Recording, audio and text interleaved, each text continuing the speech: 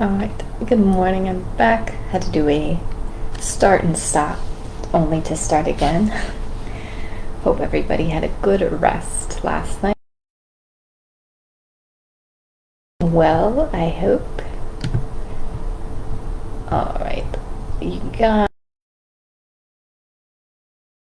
of this next section. And as I had mentioned a little bit about the origins of this first part, right? This Aquarian gospel that came about in the 1920s, and how we're not discrediting it, hence why I'm reading it to you. I think that there is very, very good wisdom, and I do not even want to say that it's false and made up, just because of the truth that exists in this message. I don't disregard and I don't disagree with the fact that Jesus did travel to these places as a younger gentleman. As we mentioned, this is kind of between his years of toddler, right, and then going up until around 18, when he really started his ministry in the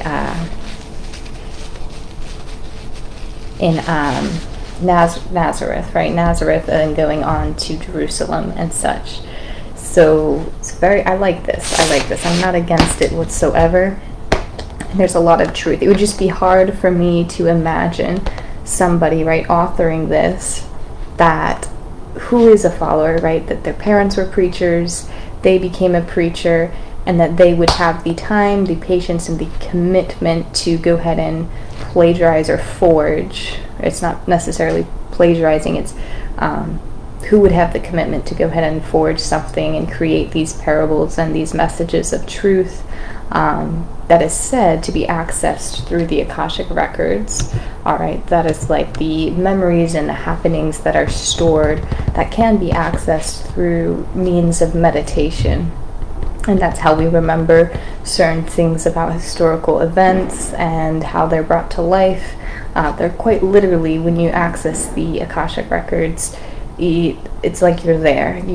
Some people do it differently, but it's like you can go back in time through meditation and be almost like a time traveler in your own right. In some experiences. Other experiences, it might be like a download or something like that you just have little messages here and there.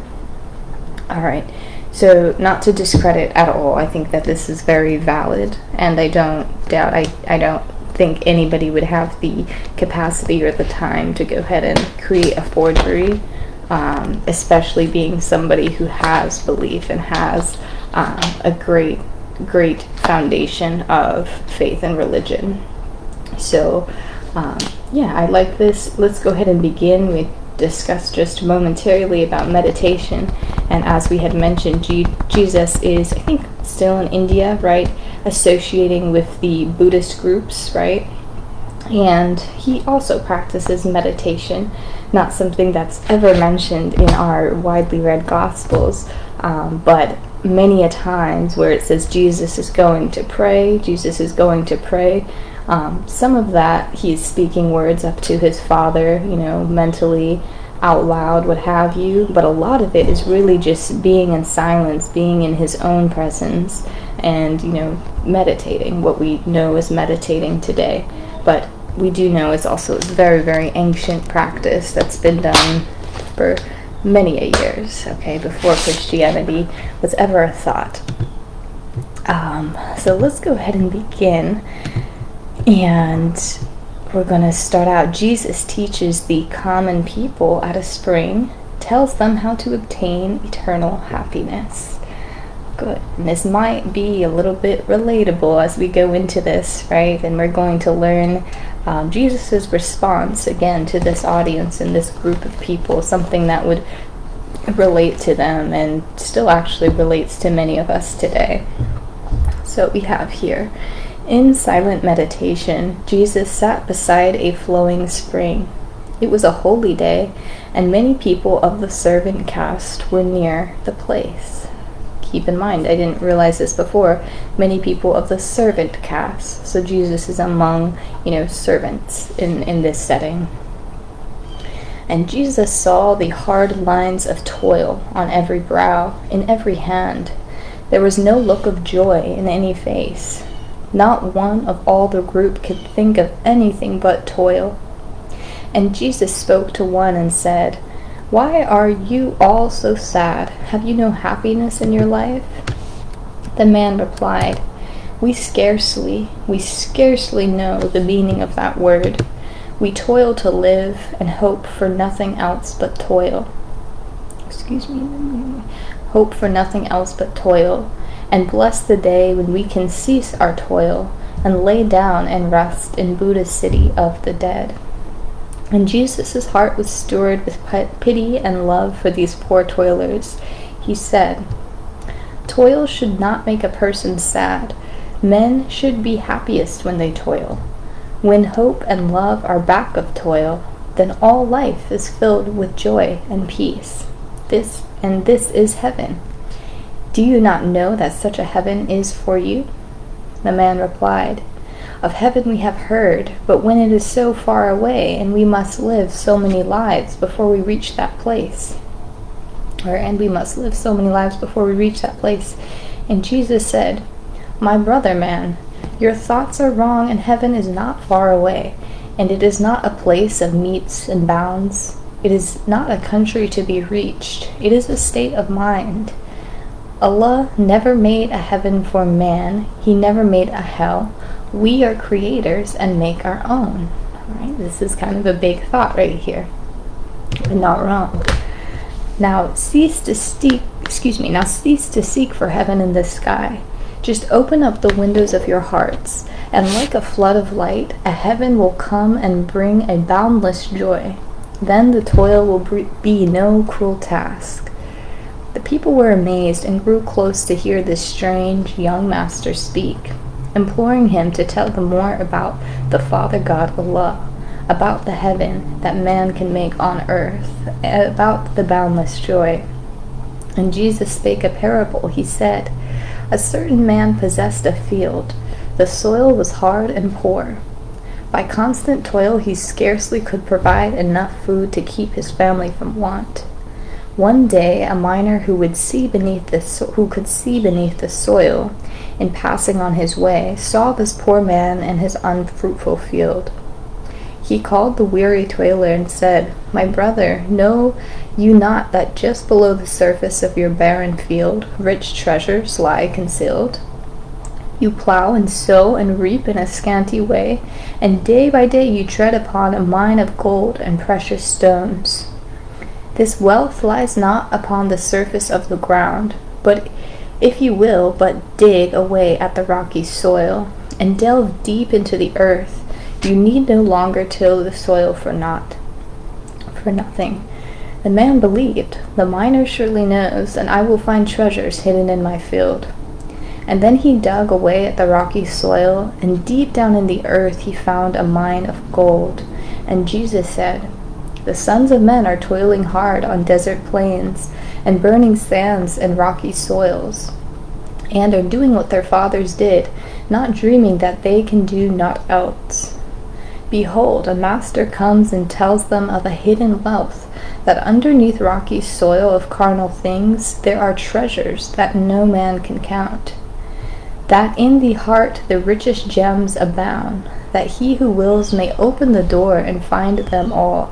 And then the people said, Make known to us the way, that we might find the wealth that lies within the heart. And Jesus opened up the way. The toiler saw another side of life, and toil became joy. Alright, in the name of Allah, most gracious, most merciful, the Holy Koran of the Moorish Holy Temple of Science, divinely prepared by the noble prophet Drew Ali. So hi honey. Yes, he's been so patient. He's so big. Can you see him? I can't even see my own screen. Oh well.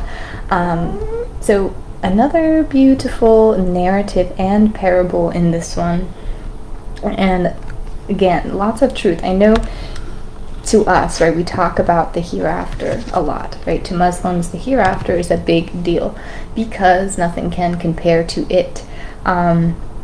Although we don't know, right? We don't know because we don't remember, right? We don't remember where we came from, that sort of thing. It's been a long time. It seems like it's so far away for us to reach. So that's why we strive every day to really perfect this life and find happiness and seek gratitude in this life. As we read through Ecclesiastes, they're also going to have a very downcast view on this life that exists here on earth. But Jesus is really teaching, and he's always taught, especially in the gospel as well, to empower the people, to empower each other, to empower the hearts of man to think differently. Therefore, you can seek happiness at all times. At all times. And the people desperately wanted to know, how this happiness can be accessed, and if it is through the connection with God, with Allah. And it most certainly is, okay? You have to put in a little bit of work. In Jesus's parable, he mentions you have to dig, you have to get rid of the rocky soil, you have to put in quite a bit of effort until you can reach this gold mine of knowledge. But once you do, the world becomes brand new. You have the riches to go ahead and spend. You can create your own heaven on earth. And I do wholeheartedly agree with that it does take a little bit of effort before you can get to this point of ease, right? Ease and comfort, and not feeling any lack. I mean, of course, living in this very modern world where things seem a little bit tight and restricting, it's very hard to, think of a time where we don't have any stresses and we don't have any worries, and we are just living free and not have to be concerned of anything.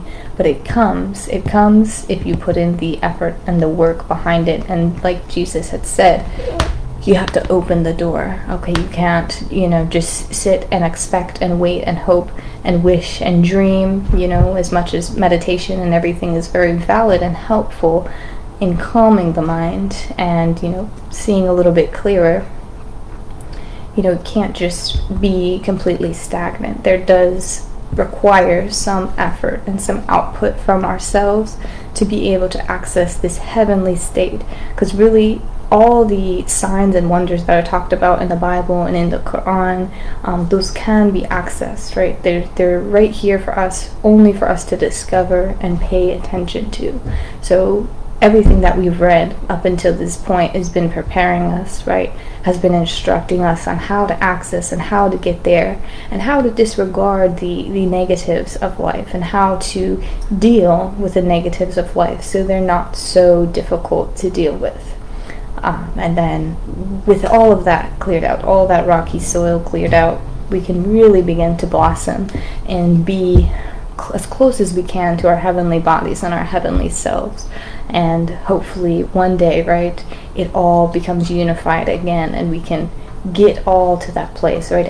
All of the seven spirits, right? The earth, the protoplasm, the animals, the cherubim, the angels, missing a few in the human man, right? And the plant. So yes, very, very soon. And I hope as we begin to calm our minds and connect with the Lord, also very, very important, we can begin to see the little beauties that are being offered up to us in life, through our toil, through our work that we do day in and day out, through the little blessings that we see and we recognize them, and we have gratitude and thankfulness again for this physical.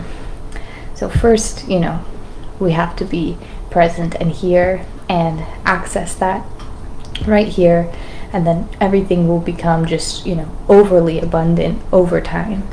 A little bit much of what I'm trying to explain, but I think it was simple enough. Not that you don't get complex things, I'm just trying to make it simple for myself personally. So great, I'm going to leave you with this, and we are going to go on to Psalms, just a little short portion.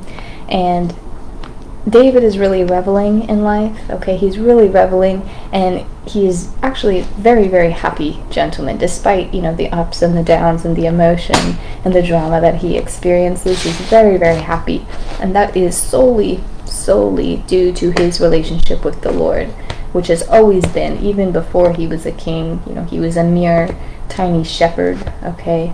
Always been and had that relationship with God, which really made his life the way that it was and made it so fruitful.